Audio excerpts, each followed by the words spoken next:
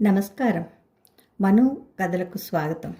ఈరోజు మనం 13 జూలై 25న ప్రచురించిన ఈనాడు ఆదివారంలో ప్రచురించిన కథను విందామండి. కథ పేరు మైనుజాలం. రాసిన వారు విజయశ్రీ ముఖి. ఈ కథలోకి వెళ్దామండి. కుహు కుహు మొబైల్కి ఏదో సమాచారం వచ్చిన గుర్తుగా కనిపించని పావురం కుహు కుహు అవి. కంపెనీ నుంచి వచ్చి స్నానం చేసి టీవీ రిమోట్ కోసం చూస్తున్నాడు ఉపేంద్ర. 10 రోజుల నుండి ఇంట్లో భార్య సౌశీల్య లేదు. ఉదయం ఆఫీస్కి వెళ్తూ దారిలో టిఫిన్ చేసి ఆఫీస్ క్యాంటీన్లో లంచ్ చేసి రాత్రికి చపాతీలు పార్సిల్ తెచ్చుకుంటున్నాడు. నిద్ర వచ్చే వరకు టీవీ కాలక్షేపమే. ఉదయం ఎక్కడ పెట్టానోనని రిమోట్ వెతుకుతూ ఉంటే మళ్ళీ పావురం కుహు కుహులు. ఉపేంద్ర మొబైల్ చేతిలోకి తీసుకొని చూశాడు. కేవలం మెసేజ్ కాదు, ఏదో వీడియో. ఏమిటి, ఇతను ఎవరో నాలాగే ఉన్నట్టున్నాడు అనుకుంటూ ఆన్ చేశాడు ఉపేంద్ర. డార్లింగ్, మా ఆవిడ ఇంకా పుట్టింటికి పోలేదు. ఆమెను పంపడానికి నా ప్రయత్నం నేను చేస్తూనే ఉన్నాను. తను వెళ్ళిపోగానే వచ్చి నిన్ను మా ఇంటికి తీసుకువెళ్తాను. అచ్చంగా మా ఇంట్లోనే ఉంచేసుకుంటాను. కాస్త ఓపిక పట్టు. Love you my heart. ఇవి వీడియోలో వ్యక్తి మాట్లాడిన మాటలు. ఆ వ్యక్తి రూపు, స్వరము అన్నీ అంతా తనలా ఉన్నాడు. ఏదో గుర్తుకొచ్చి చివాలను తల తిప్పి హ్యాంగర్ వైపు చూశాను. అనుమానమే లేదు, హ్యాంగర్కి తగిలించిన తన గ్రే కలర్పై సన్నని వైట్ చెక్స్ ఉన్న షర్టే అక్కడ కూడా సాక్షాత్తు తనే. ఎలా, ఎక్కడ, ఎప్పుడు, ఎవరు తీశారిది? ఆ వీడియో కిందనే ఉన్న 2 వాక్యాలు. ఇది నీ భార్యకు కూడా వెళ్ళింది. మరో పావుగంటలో సోషల్ మీడియాలో కూడా చక్కర్లు కొట్టి నీకెనలేని కీర్తి ప్రతిష్టలు తేబోతోంది అని. ఉపేంద్రలో కోపం ఉవ్వెత్తున లేచింది. వెంటనే అది పంపిన వారి మొబైల్కి కాల్ చేశాడు.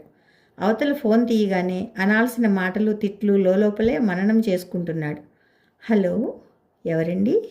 సన్నని మృదువైన యువతి కంఠస్వరం అడుగుతోంది అవతల నుంచి. క్షణం పాటు నిగ్రహించుకుని అడిగాడు ఉపేంద్ర. ఎవరు మీరు? ఈ నెంబర్ మీరేనా నాకు ఈ వీడియో పంపింది? ఓ, మీరా? బాగున్నారా? అడిగిందా యువతి.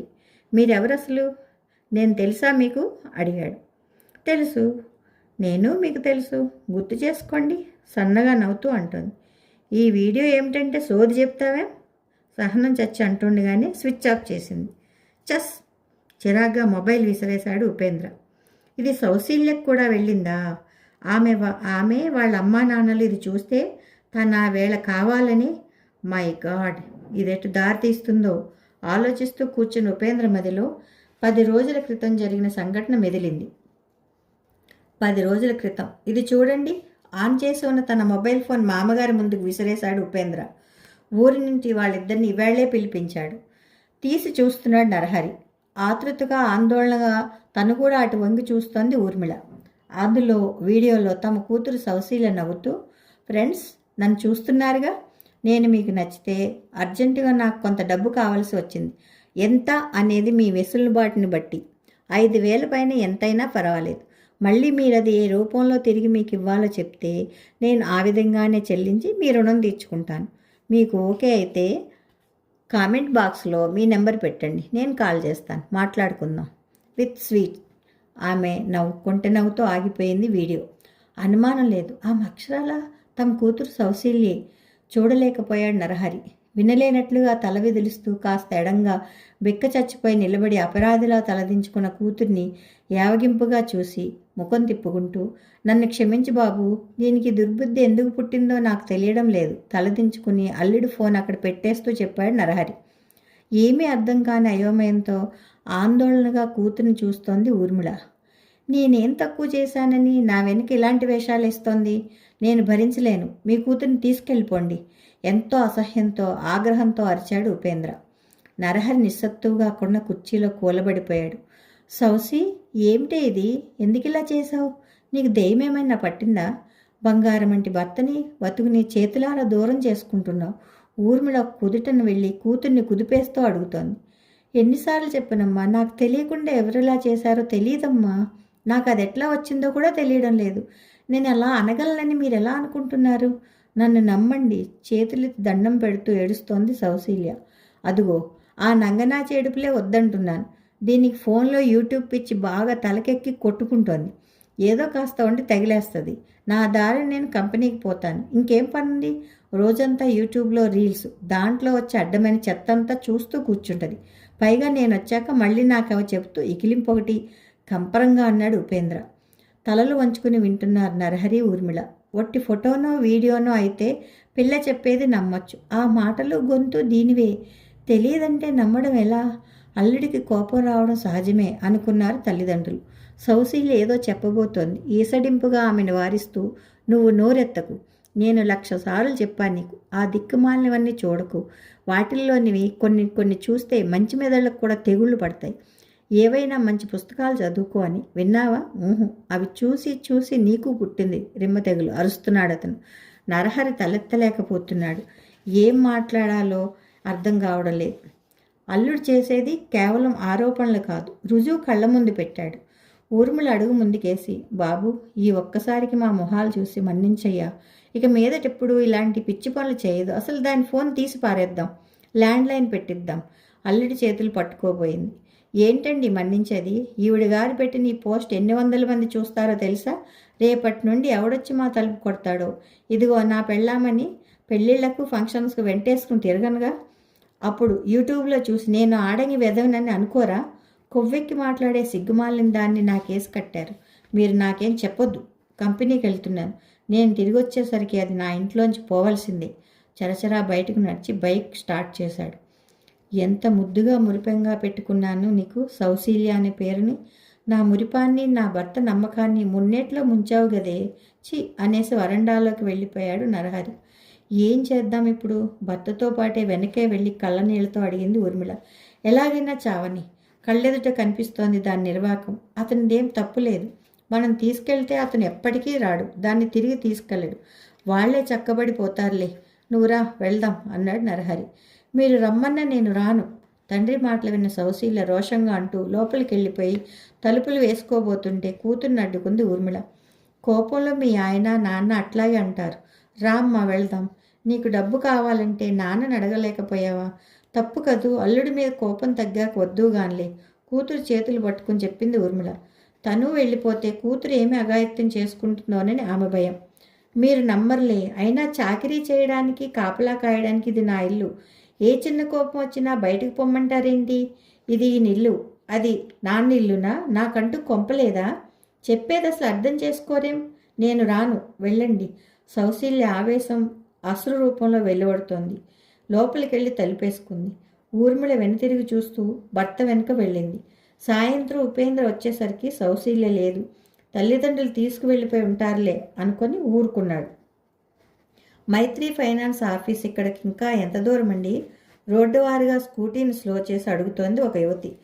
కూల్ డ్రింక్ షాప్ ముందు బైక్ ఆఫ్ చేసి థమ్సప్ తాగుతున్న ఉపేంద్ర ఆ యువతి అడుగుతున్నది తననేనని గ్రహించి తాగడం ఆపి ఎంత దూరమో ఎటుగా వెళ్లాలో వివరంగా చెప్పాడు. అబ్బో, చాలా దూరమే. అక్కడ ఒకరిని కలవాలి, అర్జెంట్ పని. తీరా వెళితే ఈరోజు వచ్చారో లేదో. టైం వేస్ట్ ఆలోచిస్తూ అంది ఆ యువతి. పోనీ కాల్ చేయండి చెప్పాడు ఉపేంద్ర. ఫోన్ చేస్తుంటే రింగ్ వెళ్ళడం లేదు. ప్రాబ్లం తెలియడం లేదు. హ్యాంగ్ అయిందేమో. ప్లీజ్ మీరు ఒకసారి నా మొబైల్కి రింగ్ ఇస్తారా? రిక్వెస్టింగ్గా అడిగిందా యువతి. అలాగే నెంబర్ చెప్పండి అన్నాడు ఉపేంద్ర. చెప్పిందా యువతి. చేశాడు. రింగ్ అవుతోంది. Thanks sir. అటునుంచి వస్తోంది, ఇటునుంచి వెళ్ళడం లేదు. మెసేజ్ పెడతానులేండి. థ్యాంక్స్ వన్స్ అగైన్ చెప్పి వెళ్ళిపోయింది ఆ యువతి. ఆలోచిస్తూ కూర్చుని ఉపేంద్రకు మళ్ళీ ఫోన్లో కుహూలు వినిపించాయి. మొబైల్ అందుకొని చూశాడు. ఇందాకటి నెంబరే. అసలు మీరెవరు? వీడియో మీకు ఎలా వచ్చింది? తమాషాలు చేస్తున్నారా అన్నాడు కోపంగా. నేను మీ డార్లింగ్కి ఆ వీడియో పంపగా లేనిది నేను మీకు మళ్ళీ పంపిస్తే ఎందుకంత కోపం? షటప్, నేనెవరికి పంపలేదు అన్నాడు. మీ మిసెస్ వీడియో కూడా ఇలాంటిదొకటి నేను చూశాను. ఆమె మీకు తెలుసా? ఏమిటి దొంగాట? పిచ్చెక్కిపోతోంది ఉపేంద్రకు. చెబుతాను. 15 రోజుల క్రితం మీరు మీ భార్యను తీసుకుని హాస్పిటల్లో ఉన్న మీ కొలీగ్ భార్యను చూడడానికి వెళ్ళారా అడిగింది. వెళ్ళాను చెప్పాడు. ఆమెను చూసి బయటకు వచ్చాక మీరు మీ ఫ్రెండ్ మాట్లాడుతూ ఉండగా అవతల ఉన్న సంపంగి చెట్టును చూసి ముచ్చటపడిన మీ ఆవిడ అటుగా వెళ్ళి ఒక కుర్రాన్ని పిలిచి బాబు ఫోటో తీయమంది. వాడు నా ఫోన్తో తీసి మీకు సెండ్ చేస్తానంటూ తీసి పంపాడు. అదే ఫోటోను వీడియోగా మార్చి సోషల్ మీడియాలో పెట్టాడు వాడు. మీ మధ్య గొడవ దానిదే. ఇవన్నీ నీకెలా తెలుసు అడిగాడు ఉపేంద్ర. సౌశీల నా ఫ్రెండ్. మీరు అనుకున్నట్లు ఆమె తన తల్లిదండ్రులతో వెళ్ళలేదు, నా దగ్గరకు వచ్చింది. అదా విషయం. ఫోటో వీడియో వరకు ఓకే, కానీ మాటల్లో ఆమె గొంతు ఎలా వచ్చింది? ఫ్రెండ్ అని బాగా సేవ్ చేస్తున్నావు అన్నాడు. సేవ్ చేస్తున్నానా? ఇంకా మీరు నన్ను నా మాటను గుర్తుపట్టలేదా అడిగింది ఆమె. ఎవరు? నా తల తిరిగిపోతుంది, చెప్పండి. 4 రోజుల క్రితం నేను మిమ్మల్ని సెంటర్లో మైత్రి ఫైనాన్స్ ఆఫీస్ ఎంత దూరం అడిగాను, గుర్తుందా? అడిగారు, మీరేనా? అవును, నా పేరు రశ్మి. ఈ సిటీలోనే సాఫ్ట్వేర్ జాబ్ చేస్తున్నాను. నేను ఒకసారి మీ ఇంటికి వచ్చాను, మీరు లేరప్పుడు. అది సరే, ఈ వీడియోలు ఏమిటి అడిగాడు. మంచి ప్రశ్న వేశారు. నేను క్రియేట్ చేసిన మీ వీడియోలో మాటలు కూడా మీవేగా అంది రశ్మి. గతుక్కుమన్నాడు ఉపేంద్ర. నిజమే కదూ అనుకున్నాడు. ఏ మహిమలండి, ఎవరైనా ఒక్కసారి మొబైల్ కెమెరా ముందు మాట్లాడితే ఏఐ టెక్నాలజీతో ఆ మనిషి స్వరంతోనే ఎలాంటి మాటలనైనా సెట్ చేయవచ్చు. ఆ కుర్రవెధవ సౌసీ పొటాను అలాంటి మాటలతో వీడియోగా సెట్ చేసి సోషల్ మీడియాలో పెట్టాడు. ఇదంతా చెప్పినా మీరు నమ్మరని మైత్రి ఫైనాన్స్ ఆఫీస్ మిష్ మీద మీతో మాట్లాడి అలా వీడియో క్రియేట్ చేసి చెప్పింది రశ్మి. చంపారు బండి. మొబైల్ అయితే బాగానే వాడతాను, కానీ ఈ టెక్నాలజీలు నాకు తెలియవు. సారీ అండి, వాడెవడో కనుక్కుంటాను. మీ అడ్రస్ మెసేజ్ పెట్టండి. నేను వచ్చి కాళ్ళలో గడ్డమే పట్టుకుని క్షమాపణ చెప్పుకొని సౌసీని ఇంటికి తెచ్చుకుంటాను. కోపంలో ఒళ్ళు తెలియకుండా నోటికొచ్చినట్టు మాట్లాడాను కదా, తను బాగా హర్ట్ అయి ఉంటుంది. చాలా చాలా పెద్ద తప్పు చేశాను. మీరు కూడా నన్ను క్షమించి మీ ఫ్రెండ్కు కాస్త నచ్చ చెప్పండి ప్లీజ్ అన్నాడు. అలాగే, నేను ఆఫీస్లో ఉంటాను, రండి. సౌశీల ఇంట్లో ఉంటుంది చెప్పింది రశ్మి. ఈ ఏఐ లీలలు చూస్తుంటే భారతంలోని అద్భుత శిల్పి మయుడు, ఆయన సృష్టించిన మైసభా గుర్తుకొస్తున్నాయి. కర్మ, ఇలాంటి మైనుజాలం మొదలైంది సోషల్ మీడియాలో. హతోస్మి అనుకున్నాడు ఉపేంద్ర. కథ సమాప్తం. ఎలా ఉందండి కథ? బాగుంది కదా?